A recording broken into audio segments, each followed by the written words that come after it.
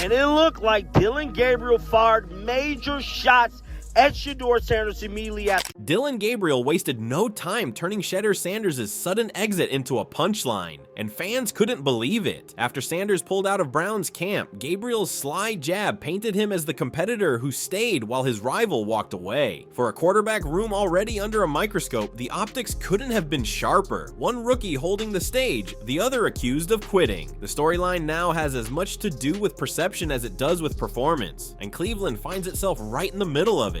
TV ratings for the Browns' preseason tilt dipped 18% compared to the prior week the moment Sanders was ruled inactive, a reminder of just how much hype was riding on his debut. For Cleveland's front office, those lost snaps were more than just practice reps. They were a blow to both evaluation and business. Kevin Stefanski had been clear. He needed live game tape of Sanders against starting caliber defenses to gauge how quickly he could transition to the pro level. Instead, the spotlight fell squarely on Dillon Gabriel, who not only played but leaned into the narrative by joking about how some guys just can't handle the grind. It wasn't a throwaway line. In a market hungry for a quarterback solution, that comment landed with weight, fueling talk shows and reshaping fan sentiment overnight. The numbers told the same story. With Sanders out, secondary ticket sales plummeted from a high of $142 per seat to barely above face value at $68. Meanwhile, bets on Browns' quarterback prop lines fell by nearly half, according to sportsbook reports that showed a 47% decline in wagers tied to passing totals and rookie awards. Gabriel, though, made the most of his opportunity. In his extended series against the Packers' second-team defense, he went 11 for 15, piling up 146 yards and a touchdown. It wasn't just efficient, it was symbolic. He looked poised, controlled the pocket, and gave Cleveland a reason to keep cameras pointed at him. This isn't to say Gabriel suddenly becomes the franchise savior, but perception in the NFL moves quickly, and he capitalized on every ounce of it. Jerseys bearing his name saw a 22% bump on Fanatics in the 48 hours following the game, a small but notable surge for a rookie backup who was hardly on radar screens a month ago. The fan chatter shifted as well. Social media traffic spiked with memes and side-by-side comparisons between Gabriel suiting up and Sanders in street clothes. Where one was mocked for bailing, the other was celebrated for showing up. In an NFL environment where image often dictates opportunity, Gabriel's playful clowning line resonated because it came backed by actual snaps and results. And for Sanders, the damage was immediate. National media ran with the optics. ESPN's ticker noted he was unavailable due to personal reasons, while Cleveland radio hosts openly questioned if the team had overestimated his readiness. Losing those reps means the coaching staff has no film to evaluate him with starting receivers against pro-level speed, something even Patrick Mahomes had in his limited preseason outings as a rookie. The Browns can't rewind the tape. Each missed game shifts leverage toward Gabriel, who now has live footage to put on the boardroom projector when roster discussions happen. Sanders, meanwhile, sits with nothing but speculation and a growing narrative that he wasn't ready to battle it out. What makes Gabriel's jab sting more is how quickly measurable momentum flipped.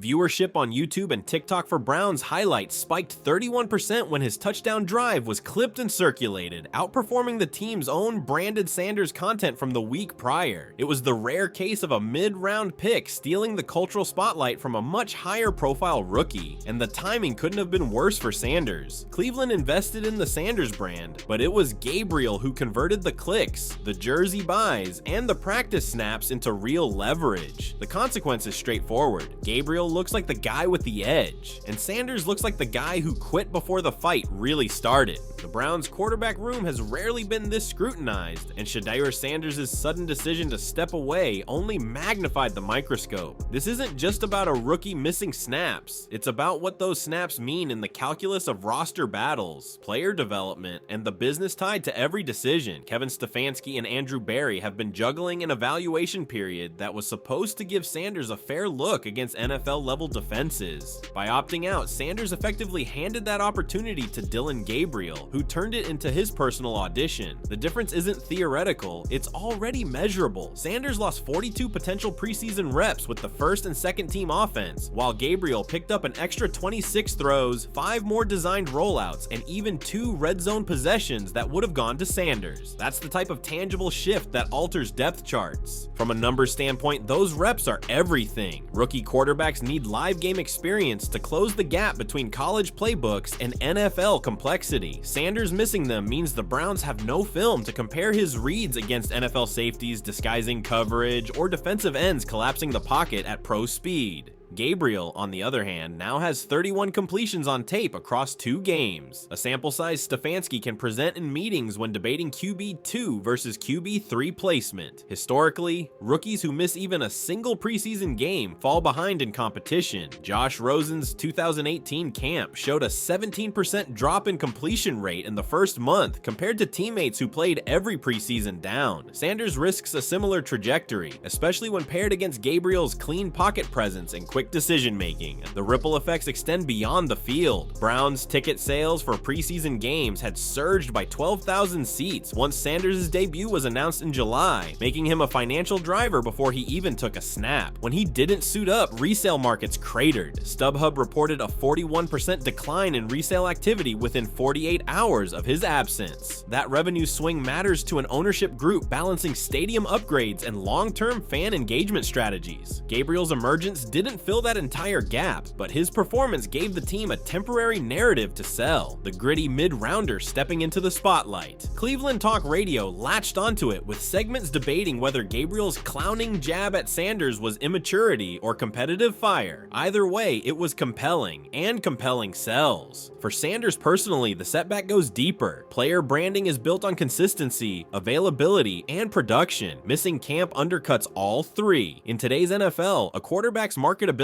doesn't just hinge on winning games. It hinges on controlling the week-to-week narrative. When Sanders sits, he loses control. His jersey sales, which spiked 64% the night of the draft, fell back to just 18% of their peak volume in August. Meanwhile, Gabriel jerseys, which barely moved units in July, saw that 22% week-over-week increase once his highlights circulated. In a league where endorsement deals often follow fan metrics, Gabriel has positioned himself as the rookie Cleveland fans can at least rally around, while Sanders risks being seen as a question mark. There's also the locker room dynamic. NFL veterans may publicly back teammates, but behind closed doors, availability shapes respect. Sanders' absence gave Gabriel an opening not just with coaches, but with receivers and linemen. Gabriel took every rep in those extra series with Amari Cooper and David Njoku, building timing Sanders should have been developing. When the season begins and quarterbacks are under pressure, that timing gap shows up in separation windows and completion percentage. Sanders can't make up that lost time in practice alone. In fact, history shows us that quarterbacks who miss more than 20% of their preseason snaps average 11% fewer passing yards in their first 5 regular season appearances compared to rookies who played every down available. Those numbers become hard to ignore when front offices debate who should be active on Sundays. What amplifies the situation further is how Gabriel framed it. By clowning Sanders, he didn't just compete with him on the field, he competed with him in the narrative. Fans love underdog stories, and Gabriel leaned into that persona. The Oklahoma transfer wasn't supposed to steal headlines, but he's now created a perception that he's the grinder, and Sanders is the brand first rookie who folded. Whether or not that perception is fair almost doesn't matter. In the NFL, perception shapes opportunity, and Gabriel's willingness to embrace the public side of the rivalry means he's already earned goodwill with a segment of the fan base. That goodwill matters when boo birds start flying in regular season stadiums. Even beyond Cleveland, the league has taken notice. National analysts on Fox and NFL Network debated Sanders' absence, with most agreeing that opting out this early in camp sets a dangerous precedent. The NFL thrives on drama, and quarterbacks are judged on how they handle adversity. By leaving, Sanders handed critics an easy talking point. Gabriel, meanwhile, used humor and production to flip the script. His efficiency numbers, 76% completion rate, 8.2 yards per attempt, and a 119 passer rating aren't just good for preseason, they're top 5 among all rookie quarterbacks this August. That creates a clear juxtaposition. One rookie trending upward, one facing questions before he's even logged meaningful snaps. The Browns front office now has a real dilemma. Do they protect Sanders as a long-term investment, brushing off his absence as a blip, or do they reward Gabriel for tangible results and the competitive edge he's displayed? Roster math matters here too.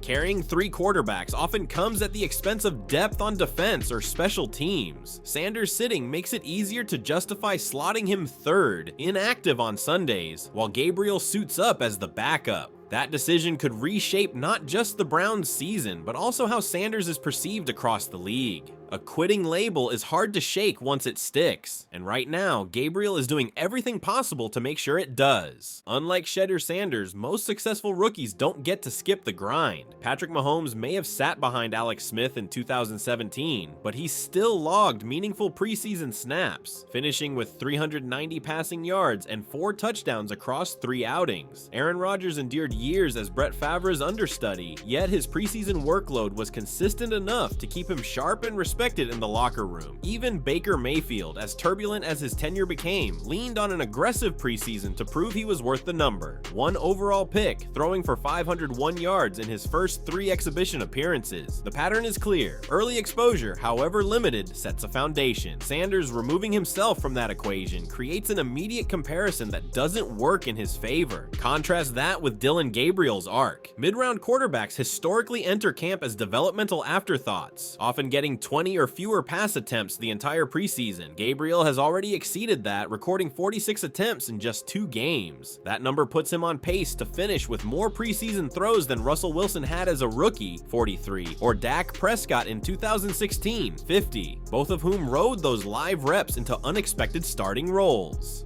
Gabriel's willingness to seize every chance, paired with his humor-laced jab at Sanders, feeds the narrative that he is cut from the cloth of grinders who outwork their draft slot. It's not that Gabriel is suddenly Wilson or Prescott, it's that he's positioning himself in that same underdog lane, while Sanders risks being remembered like Johnny Manziel, who infamously missed key practices and never recovered in the eyes of teammates or media. The business side paints a similar picture. When Robert Griffin III debuted for Washington in 2012, local TV ratings spiked 36% compared to the prior year's preseason opener. Sanders' arrival in Cleveland carried echoes of that same excitement, as viewership for the Hall of Fame game jumped 28% in markets across Ohio. Yet once Sanders sat, those numbers fell back in line with the league's preseason averages, erasing his individual draw almost instantly. Gabriel, by comparison, has become a niche ratings driver. His touchdown clip against Green Bay was the Browns' highest engagement social post of August, doubling the interaction Sanders' promotional content pulled in July. Historically, the league rewards those who move engagement needles, and right now, Gabriel is doing it. Even the gambling markets provide a telling contrast. Sportsbooks reported that Rookie of the Year wagers on Sanders dropped by 48% in the week following his opt-out, the steepest decline of any rookie quarterback. Gabriel, who barely registered in futures markets before August, saw his odds shorten from 500 to 1 to 250 to 1, not because odds makers suddenly believe he's a lock, but because bettors started sprinkling small wagers on his underdog appeal. Compare that to Justin Herbert in 2020, who saw his rookie odds spike after a single preseason performance before eventually winning the award. The lesson is that bettors, and by extension fans, react to availability and highlights, not potential. Gabriel is cashing in on that principle. Historically, the optics of quitting linger longer than the reasons behind it. Carson Palmer's 2011 preseason holdout with the Bengals still carries baggage and narratives about his career, even though he later produced in Arizona. Sanders risks a similar branding problem. Meanwhile, Gabriel's willingness to show up and even laugh at his competitor's absence mirrors the blue-collar energy that Cleveland fans traditionally embrace.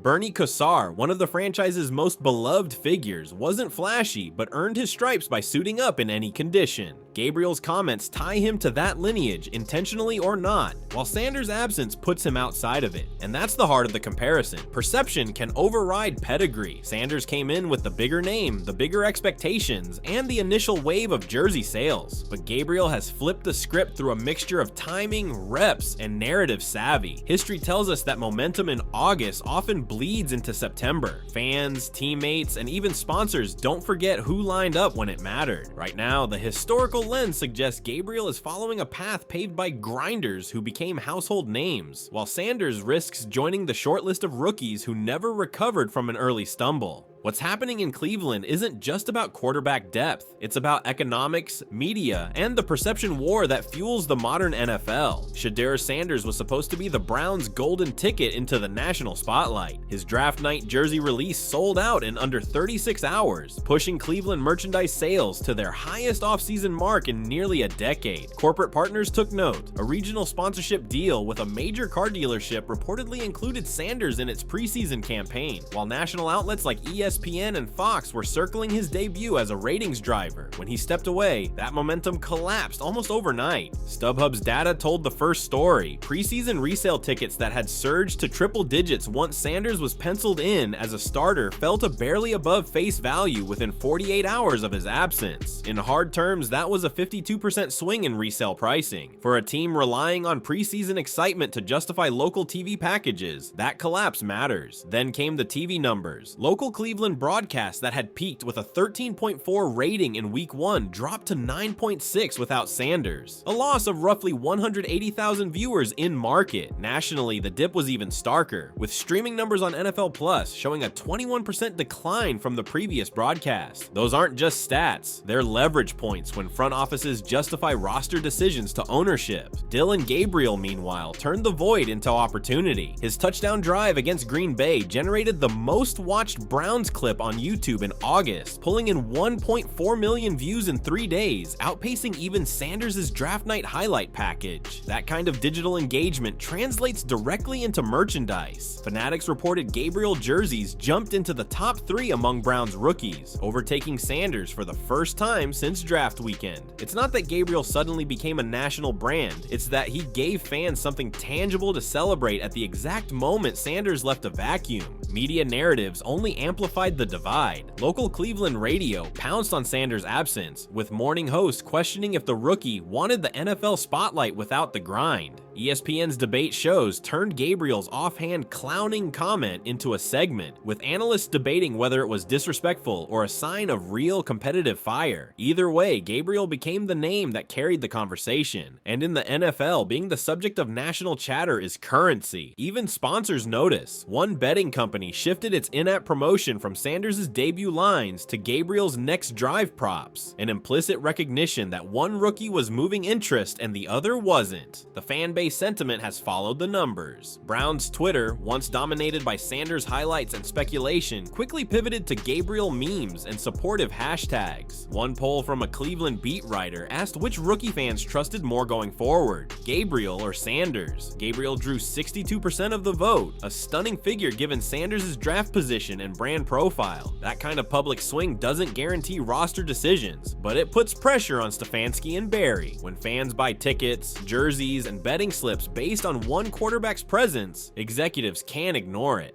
And it's not just about short-term dollars. The Browns' broader brand strategy is at stake. They've spent years clawing back from national irrelevance, and Sanders was supposed to be the next face they could sell. Instead, Gabriel is the one showing up in highlights, clips, and commentary. That shift matters in negotiations with sponsors, broadcasters, and even the NFL itself. Teams that draw engagement often land more favorable scheduling slots. Sunday night flexes, primetime showcases. Cleveland risked losing that leverage when Sanders pulled out, but Gabriel's rise has at least kept the Browns in conversation. The deeper context reveals an even sharper truth. In today's NFL, availability equals marketability. Sanders had the pedigree, but Gabriel has the receipts. Every stat, every clip, every resale ticket price tells the same story. One rookie became a business driver, the other became a liability. That's why Gabriel's jab landed so hard. It wasn't just trash talk, it was backed by numbers. The fallout from Shedeur Sanders' decision to step away now collides with the Browns' long-term planning, and the implications stretch well beyond August. In the short term, Kevin Stefanski and Andrew Barry face an evaluation dilemma. Sanders was drafted with the expectation of becoming Cleveland's quarterback of the future, yet by missing critical preseason snaps, he's left the coaching staff with nothing to measure against Dillon Gabriel's tape. Gabriel, on the other hand, now owns live game evidence of competence, a 76% completion rate, 2 touchdown drives, and 0 turnovers across his extended action. In the NFL, where decisions are often dictated by what's on film, Gabriel's resume carries weight Sanders cannot match right now. That disparity shapes the depth chart in ways fans didn't anticipate. The original plan likely slotted Sanders as quarterback 2 behind Kenny Pickett, with Gabriel as quarterback 3 or practice squad insurance. But missing those 42 reps alters the calculus. It becomes much easier for the Browns to justify keeping Sanders inactive on Sundays. series, protecting him as a developmental piece, while Gabriel suits up as the immediate backup. That shift not only affects game day rosters, but also Sanders' future trajectory. Quarterbacks who fall to QB3 often spend their rookie year in limbo, losing the chance to build chemistry with starters and limiting exposure to real game adversity. Historically, rookies in that position see slower career arcs. Paxton Lynch in Denver, Deshaun Kaiser in Cleveland, and Josh Rosen in Miami all found themselves marginalized after early stumbles. Sanders risks that path unless he reclaims ground quickly. The business side of those roster decisions is just as critical. Playoff odds models from sportsbooks already adjusted downward following Sanders' exit, with Cleveland's postseason probability dipping from 41% to 37%. Odds makers know that quarterback depth directly influences long-term outcomes, especially in a league where injuries to starters are common. If Pickett were to miss time, the question of who steps in, Gabriel or Sanders, shapes how bettors and analysts forecast the Browns' season. Right now, Gabriel's name carries more confidence, at least in public sentiment. That perception matters to ownership, which has spent years trying to stabilize a franchise plagued by quarterback chaos. Viewership projections also hang in the balance. Sanders was marketed as a ratings booster, particularly for national audiences intrigued by his Colorado pedigree and his father's legacy. With him sidelined, the Browns risk losing some of that casual viewer draw. However, Gabriel's rise has unexpectedly softened the blow. His highlight packages outperformed Sanders' preseason promotional clips by over 30% in engagement, keeping Cleveland in digital circulation. If Gabriel continues to produce, broadcasters may pivot to framing him as a feel-good underdog story, a narrative that resonates well in primetime. The risk, of course, is that Sanders' absence lingers long enough to sour his brand before he even takes a regular season snap. From a sponsorship perspective, the implications are clear. Brands invest in reliability. Sanders' opt-out creates doubt about whether he can deliver on marketing campaigns tied to his presence. Already, one local endorsement deal quietly shifted promotional material from Sanders to a more team-centric campaign. Gabriel, conversely, has become an unexpected asset. By leaning into the humor of clowning Sanders, he's crafted a persona that resonates with fans and aligns with Cleveland's gritty identity. If he continues to perform, smaller regional sponsorships could pivot toward him. A remarkable turn for a mid-round rookie.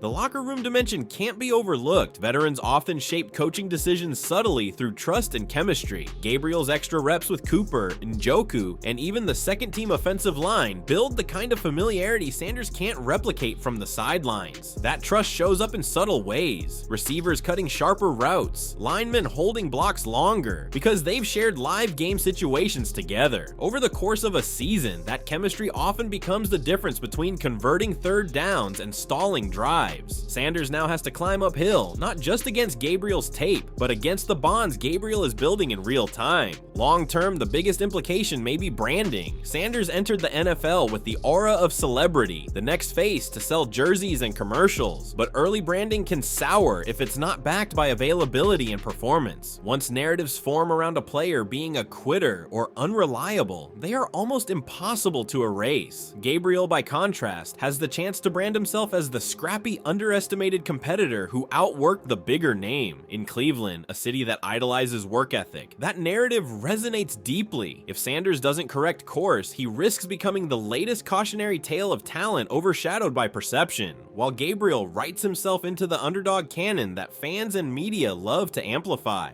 The future is still unwritten, but the trajectories are diverging. Sanders must return, reclaim reps, and produce highlights quickly to rebuild both internal trust and external excitement. Gabriel, meanwhile, only needs to keep stacking efficient performances to solidify his role and amplify his narrative. If current trends hold, Sanders could spend his rookie season in developmental exile while Gabriel continues to climb. That's a stunning reversal of expectations, and one with consequences that ripple through Cleveland's playoff hopes, financial outlook, and quarterback legacy. Dillon Gabriel's jab at Shedeur Sanders might have started as a moment of locker room humor, but it quickly snowballed into something much bigger. By suiting up, performing, and then clowning his absent teammate, Gabriel seized the narrative at a time when Cleveland desperately needed clarity in its quarterback room. Sanders, meanwhile, has been saddled with a label no rookie wants: unreliable before he's even taken a meaningful snap. The numbers back it up. Ticket prices fell, TV ratings dipped, and jersey sales shifted. That's not just perception. That's measurable fallout, the kind that ownership and fans feel in real time. The takeaway is straightforward. In the NFL, showing up is half the battle, and Sanders didn't. Gabriel did, and in doing so, he gained leverage in ways that extend far beyond a single preseason game. He's not just competing for a roster spot anymore. He's competing for trust, for fan loyalty, and for the future narrative of Cleveland football. Sanders can recover, but the climb is steeper now, and every missed rep deepens the gap. So the question is this: did Shedeur Sanders quit too early, undermining his chance to prove himself? Or is Dillon Gabriel simply out of line, using his teammates' absence as a platform to build his own hype?